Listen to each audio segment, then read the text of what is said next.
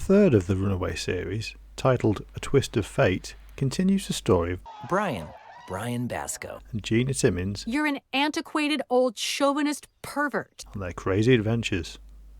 Like those before it, it was developed by Spanish company Pendulo Studios, and again makes use of the point-and-click graphic adventure format. These games are good old-fashioned fun. Not like those depraved video games they make nowadays, which corrupt the minds of our youth, making them fat devil worshippers. But guess what? They finally included hotspot highlighters. Yay!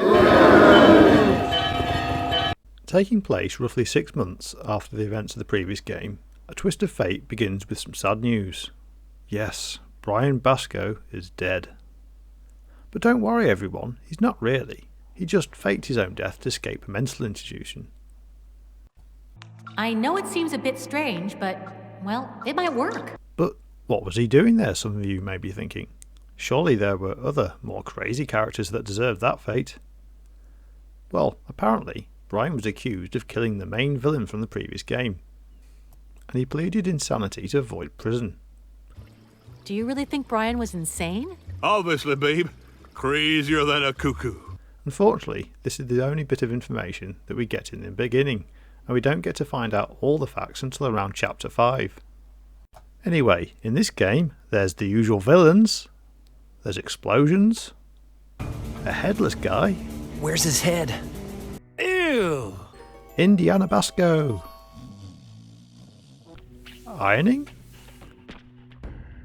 A mime. Oh, and a complete moron. Just how much of a moron are you? A total moron. Utter and complete, sir. Also, Brian gets knocked out, gets shocked, and drops his trousers. Hey, you peeping Tom. I'm about to drop my trousers here.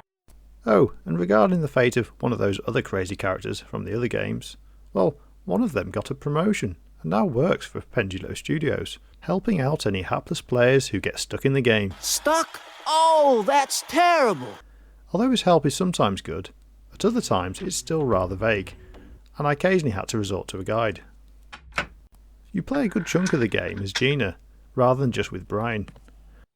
Yuck! This is a pigsty. And both have some fun and interesting sections. I knew it! Psycho, psycho, psycho, psycho!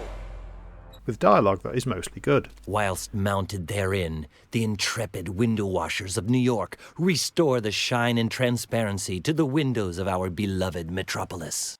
Occasionally, though, there are moments where I was thinking to myself, should they really be saying that these days? It's just a dyslexic scriptwriter who messed up again.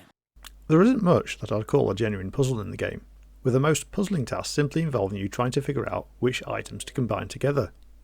Due to the aforementioned built-in helper and hotspot highlighter, this was much less of an issue than the previous games in the series, but nevertheless, it's still present.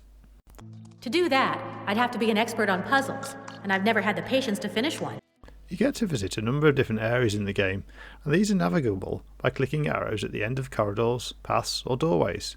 Only the first level had an actual map for navigation though, and it was in this area that I first got stuck, as I didn't notice an arrow on the left-hand side of the map, due to it not fully appearing unless you walk all the way over to the left while on that map screen.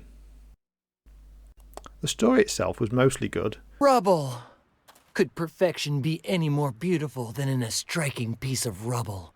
Although it felt a little bit slow to get going in the early chapters. Is Swedish a dead language? I don't think so. Again, like with the previous game, it picked up near the end, except this time we got a proper finale,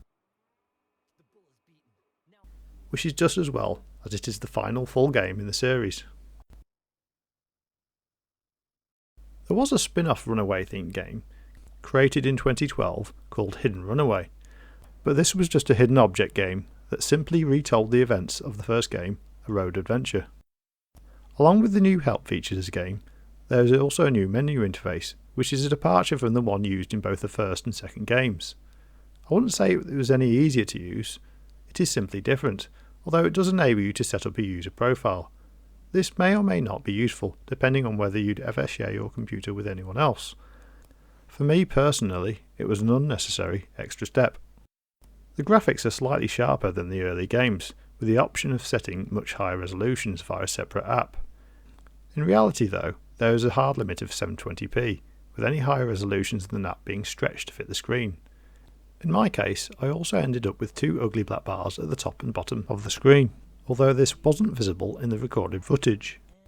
Here, right about here, there was a nasty bug in the game that drove the computer programmers totally bonkers.